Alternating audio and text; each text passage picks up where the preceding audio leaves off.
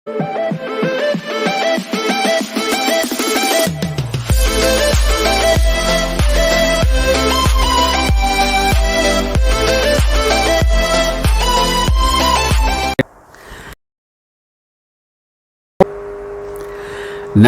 बंधुओं, मैं मनोज कुमार प्रॉटिस्ट और आप देख रहे हैं सामाजिक सुविचार चैनल। बंधुओं, भारतवर्ष में हमारी संस्कृति में अभिवादन करने के कई तरीके हैं, सबको जानते हैं। मगर ये जो अभिवादन करने के तरीके हैं, इसका अर्थ, इसका भाव, इसका सही मुद्रा कितने लोग जानते हो? शायद ही लोग जानते होंगे इसका भावार्थ या सही मुद्रा। बंधुओं, यदि आप जो अभिवादन करने का तरीका है भारतीय संस्कृति में, उसका भावार्थ, उसका सही मुद्रा, सही अर्थ जानना चाहते हैं तो मेरे साथ आप अंत तक बने रहें। हाँ बंधुओं, अगर पहली बार वीडियो देख रहे हैं तो अवश्य सब्सक्राइब कर दें और बेल आइकन दबा दें। और वीडियो अच्छा लगे तो लाइक करें, अधिक से अधिक शेयर करें। तो चलिए बंधुओं, स्टार्ट करते हैं। बंधुओं, जो प्रणाम शब्द है उसका अंग्रेजी में कोई प्रतिशब्द नहीं है, ये तो पक्का है। यह संस्कृत शब्द है।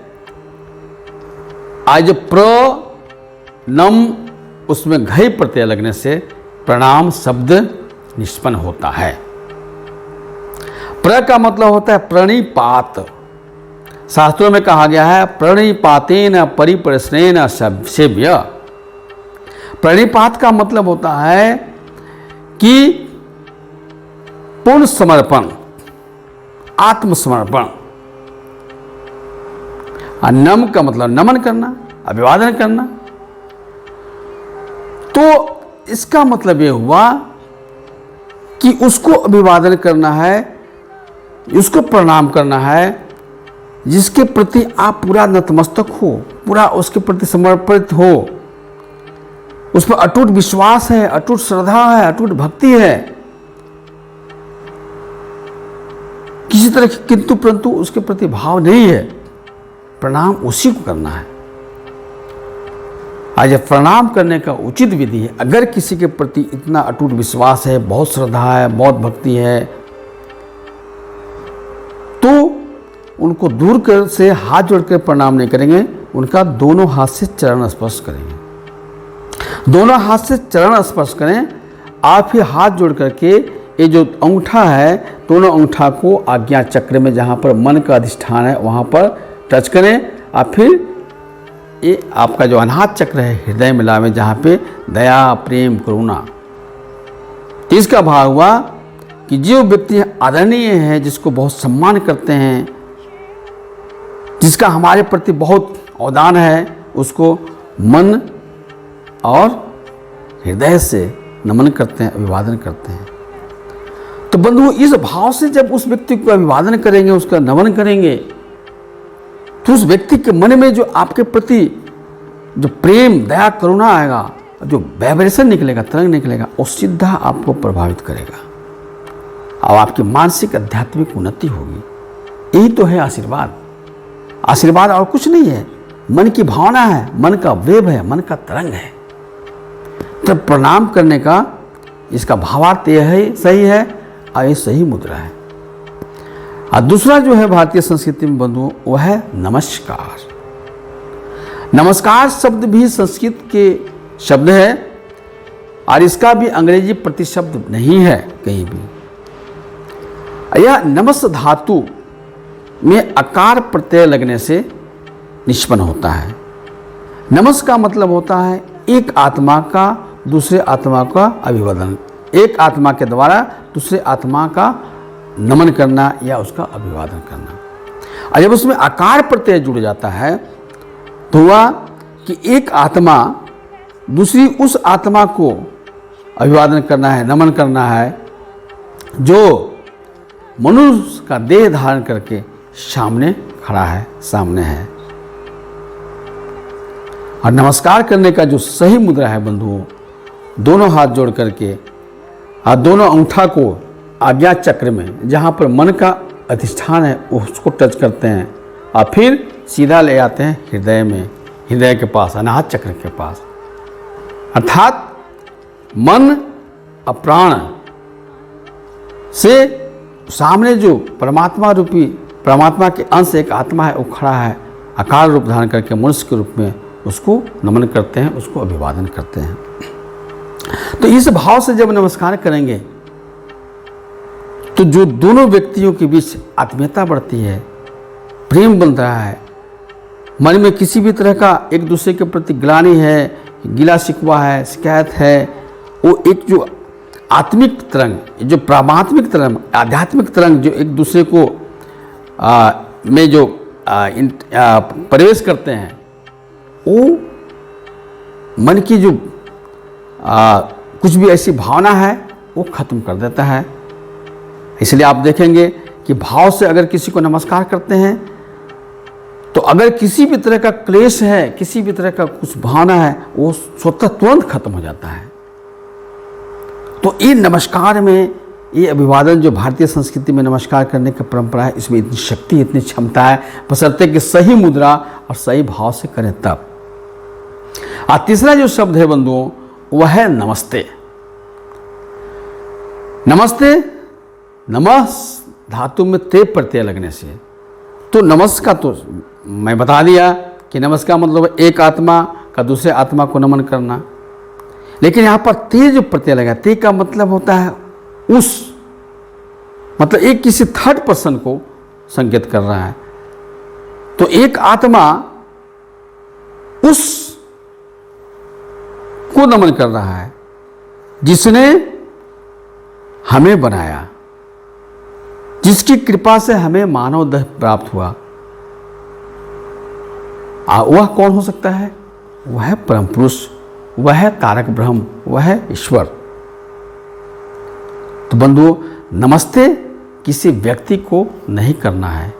नमस्ते जब भी करना है तो गुरु को करना है, परम पुरुष को करना है, तारक ब्रह्म को करना है। अज्ञानतावश जो लोग ये नमस्ते और नमस्कार के जो फर्क है नहीं जानते हैं, वे नमस्कार या नमस्ते कर बैठते हैं किसी व्यक्ति को। तो बंधुओं, नमस्कार जो है वो किसी को भी किया जा सकता है, बड़ों को, छोटों को, गुरु को, परम पुरुष को, सबको, उसमें कोई भेदभाव नहीं है। मगर नमस्ते केवल गुरु को करना है, केवल तारक ब्रह्म को करना है, केवल परम पुरुष को करना है। आप प्रणाम भी सबको नहीं कर सकते हैं, उसी को कर सकते हैं जो आपके लिए बहुत ही वंदनीय है, जिनका चरण स्पर्श। तो प्रणाम, अब चलते फिरते लोग प्रणाम भैया, प्रणाम सर, प्रणाम दादा, ये सही तरीका नहीं है। इसलिए ये जो बढ़िया से भाव मुद्रा नहीं समझ के करते हैं तो उसका जो असर होना चाहिए, जो उसका फायदा होना चाहिए, जो बेनिफिट होना चाहिए, वो पूरा नहीं मिल पाता है।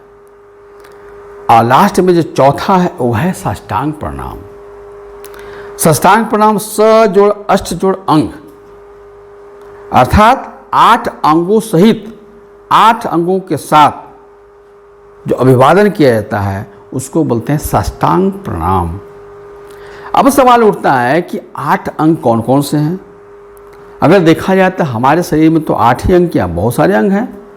हाथ, पैर, नाक, कान, मुंह, जीभ, दांत, उपस्थ, पायु, ये तो बाहर दिखने वाले अंग हैं।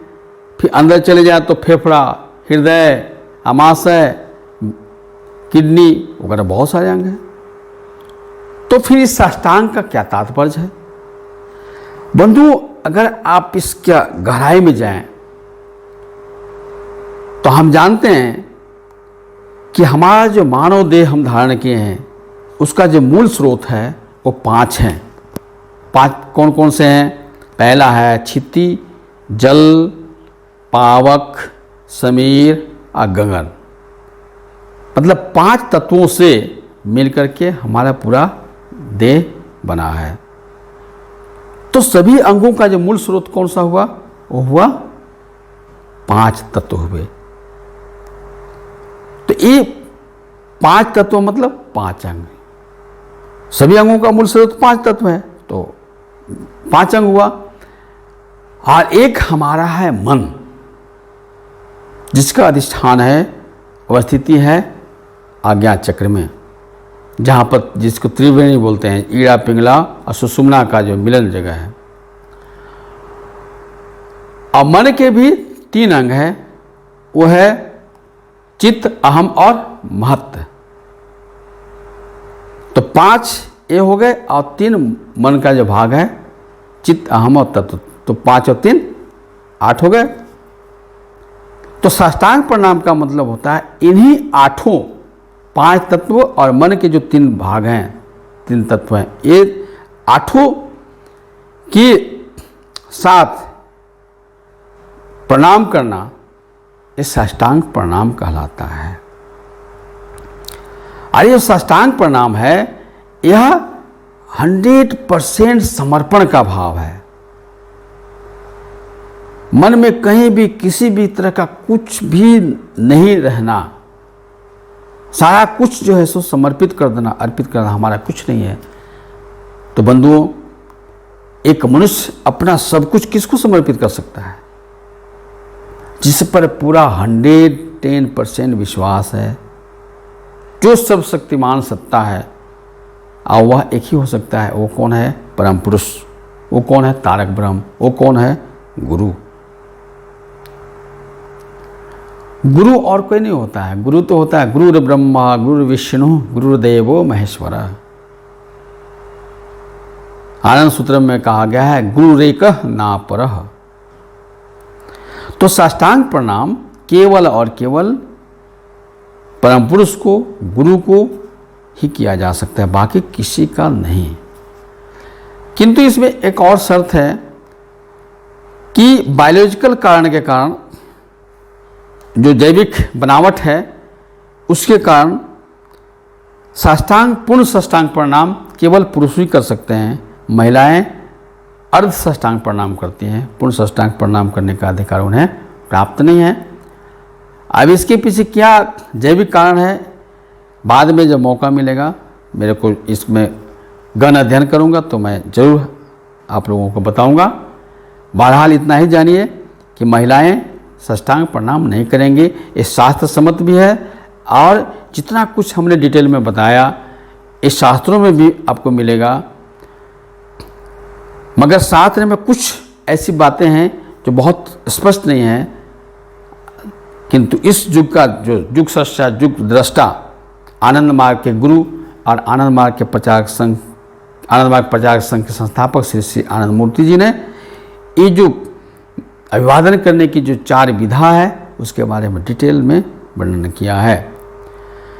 तो बंधुओं, अंत में मैं एक बात और कहना चाहता हूँ कि जो भाव, जो आध्यात्मिक तरंग, जो मुद्राएं, ये जो भारतीय संस्कृति के अंतर्गत प्रणाम, नमस्कार, नमस्ते और साष्टांग में है, क्या बाकी जो भी विधा दुनिया में है, good morning, good afternoon, good evening, good night, क्या उनमें यह भाव है? नहीं है ना? ये तो आप खुद ही समझ सकते हो। या अन्य जगहों पे बहुत सारे अभिवादन करने का तरीका है। कोई जय श्री राम बोलता है, कोई सत श्री अकाल बोलता है, कोई जय यीशु बोलता है। मगर ये सारे का जब अध्ययन करेंगे तो जितना बढ़िया साइंटिफिक, जितना बढ़िया आध्यात्मिक जो भाव है, वो ये जो हमारे भारतीय संस्कृति के जो अभिवादन करने का तरीका है, उतना कहीं भी नहीं है। इसलिए बंधुओं, अगर भाव से किसी को प्रणाम करते हैं, किसी को नमस्कार करते हैं, परम पुरुष को नमस्ते करते हैं, साष्टांग दंडवत करते हैं, तो निश्चय ही आपकी मानसिक आध्यात्मिक उन्नति होगी। तो बंधुओं, तो आप उम्मीद है कि बढ़िया से समझ गए होंगे और अगले बार से इसको सही ढंग से पालन करेंगे और लाभ उठाएंगे।